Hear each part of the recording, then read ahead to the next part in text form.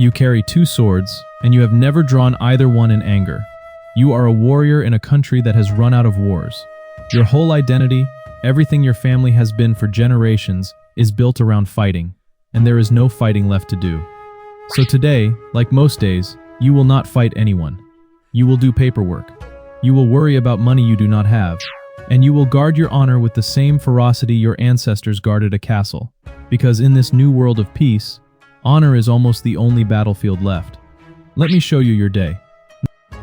Not long ago, your country tore itself apart for over a century.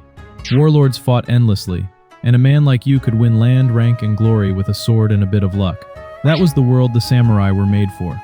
And then one family won, crushed everyone else, and clamped an iron peace over the whole country that has now lasted generations. Peace is a strange prison for a warrior class. Your armor gathers dust. The skills your family lived and died by are suddenly decorations. You are still, by law and by blood, a samurai, above the farmers and merchants and craftsmen, entitled to your swords and your status. But the thing that once justified all of that, war, is gone. And nobody has quite figured out what a warrior is supposed to do when there is nothing left to fight. You wake in a modest house in the castle town, not a grand estate. Your rank is low, and your home reflects it. Clean, spare, orderly, because order is something a samurai can always afford, even when he can afford little else. Your wife is already up, running a household on far less money than its dignity is supposed to require. The first thing that matters each morning is the swords. The long one and the short one, worn together, are the mark of your class. Only you are permitted them. A farmer caught with a sword would face serious punishment. These blades are your license to exist as what you are. You care for them, you wear them correctly, and you never ever treat them casually, because to disrespect your sword is to disrespect yourself, your lord, and every ancestor whose name you carry. You arrange your hair in the style of your class, the front of the head shaved, the rest bound up. It is not vanity. It is a uniform written onto your own body. Anyone who sees you knows instantly what you are before you say a word. In a society obsessed with rank and order, how you look, how you dress, how you wear your hair, all of it announces exactly where you stand, and your world is rigidly divided. In theory, the samurai sit near the top, above the people who grow the food and make the goods and run the trade. In theory, because there is a quiet, humiliating secret underneath all this status, and you live inside it every day. Many of the people beneath you are far richer than you are. You have the rank, they have the money. And in a peaceful world, money is starting to matter more than a sword ever could. Here is the thing that gnaws at you. You are not paid in coin. You are paid in rice, a fixed allowance from your lord, set generations ago and shrinking in real value every year as prices rise around it. It is often barely enough, sometimes not enough at all. So a proud warrior, forbidden by custom from dirtying his hands with trade, must go, cap in hand, to borrow from the very merchants he is supposed to look down on. The merchant is polite. He is also, both of you know, the one with the power in that room. Many samurai fall deep into debt. Some, in secret, take up crafts on the side, making small goods to sell, hiding it carefully because being seen to work with your hands for money is a shame a warrior is not supposed to bear. You wear a proud face over an empty purse. Most of your class does. Nobody says it aloud. Then you go to work, and your work is not a battlefield, it is a desk. In a peaceful country that still needs to be governed, the warrior class has been quietly turned into an army of administrators. You are a clerk, a functionary, a bureaucrat with a sword.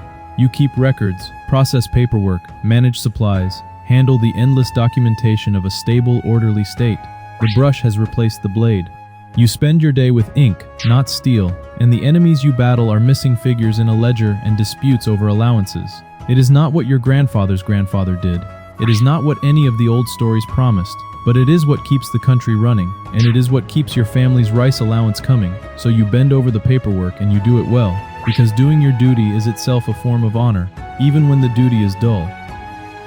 You have spent half the day with a brush instead of a blade. Subscribe. It is the most decisive action either of us will take today.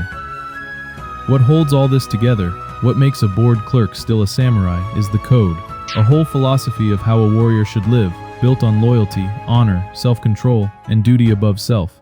In an age with no wars to prove yourself in, the code becomes more important, not less. It is the last battlefield you have. You prove your worth not by killing, but by mastering yourself. Restraint is everything. A samurai does not lose his temper, does not show weakness, does not flinch. You are expected to face even death with total composure. This discipline, drilled into you since childhood, is the thing that still separates you from the merchant with his full purse. He has the money, but he does not have this, the old warrior spirit turned inward, aimed now at conquering yourself instead of an enemy. But the code has a razor edge, and it is honor. Your honor and your lord's must be defended, and an insult is not a small thing, it is a wound. In the fighting age, such things were settled with steel on the spot. Now, in the age of peace and law, drawing your sword carelessly can destroy you as surely as any enemy. So you live on a knife's edge. Too proud, and you draw over nothing and bring ruin down on yourself and your family. Too meek, and you are shamed, which for a samurai can be worse than death. Every insult is a calculation made in an instant. Is this worth everything? You walk through the world carrying a weapon you are desperate to never need, defending an honor that could cost you your life whether you fight or whether you don't. And at the far end of all this honor sits the most severe duty your world can ask of you.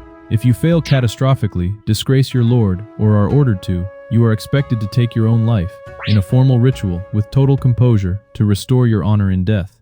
This is not madness to you, it is the ultimate expression of everything you were raised to believe, that honor outranks life, that a warrior controls even his own end, that composure in the face of death is the highest thing a man can achieve. It is terrible, and it is real, and every samurai carries the knowledge of it quietly inside him.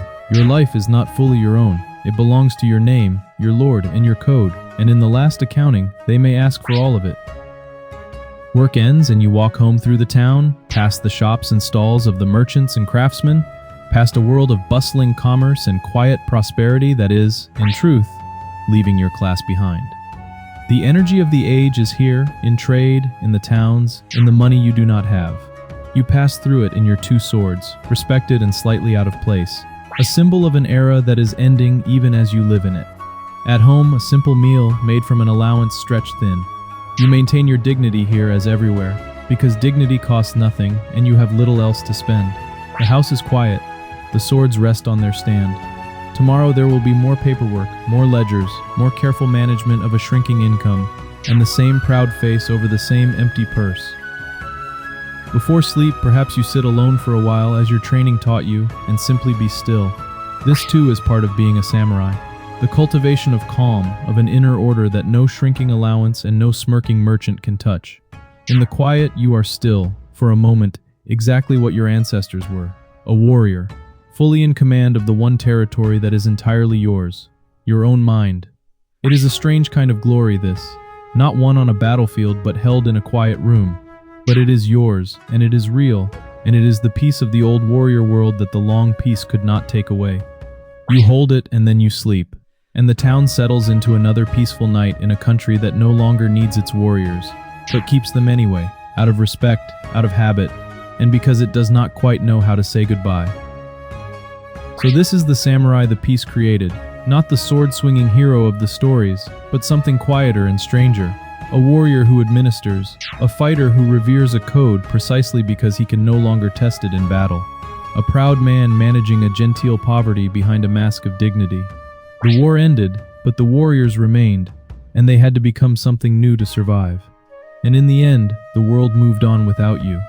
The age of the warrior was over long before anyone admitted it, killed not by a stronger enemy, but by peace itself, by money, by a society that needed clerks more than swordsmen.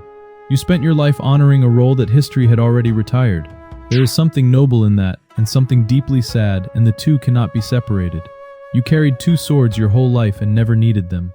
You guarded your honor more fiercely than any castle, and you proved, in the dullest and most peaceful of times, that the hardest battle a warrior ever fights is the one to remain himself when the world no longer has any use for what he is.